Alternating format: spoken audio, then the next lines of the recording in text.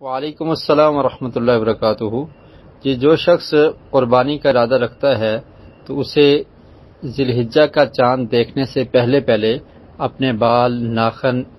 ناخن تراش لینے چاہیے اور بال وغیرہ کاٹ لینے چاہیے، یعنی بالوں کی کٹائی کر لے، اپنے جسم کے جو باقی بال ہیں جن کو صاف کرنا ہوتا ہے وہ بھی صاف کر لے، اور جو ہی وہ چاند دیکھے گا تو اس کے بعد سے لے کر قربانی کرنے تک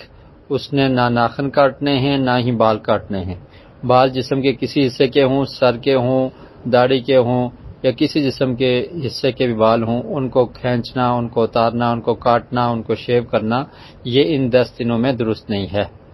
اس کے بارے میں حدیث صحیح مسلم میں ہے، ام سلمہ رضی اللہ تعالی عنہ بیان کرتی ہیں ان النبی صلی اللہ علیہ وسلم قال اذا رأيتم هلال ذي الحجة واراد احدكم ان يضحي فليمسك عن شعره واظفاره، کہ جو تم میں سے ہلال ذی الحجہ یعنی ذی الحجہ کا چاند دیکھ لے، جب تم ذی الحجہ کے چاند کو دیکھ لو اور تم میں سے جو قربانی کا ارادہ رکھتا ہے تو وہ اپنے بالوں کو اور اپنے ناخن کو کاٹنے سے باز رہے، اپنے بال اور ناخن وغیرہ نہ کاٹے۔ تو اس حدیث پر عمل کرتے ہوئے آج 27 آف ذی القعدہ ہے، تو کل 28 ہوگی اور پرسوں 29، تو ابھی 2 دن باقی ہیں، ابھی بال وغیرہ کاٹ سکتے ہیں، ناخن بھی کاٹ سکتے ہیں۔ تو جو ہی چاند کے نظر آنے کا اعلان ہو جائے گا تو اس کے بعد سے نہیں کاٹنا ہے، تو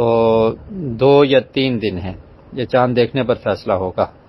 تو بہرحال آج 27 ہے، تو 28 اور 29 یہ 2 دن ہیں، تو 29 کو شام کو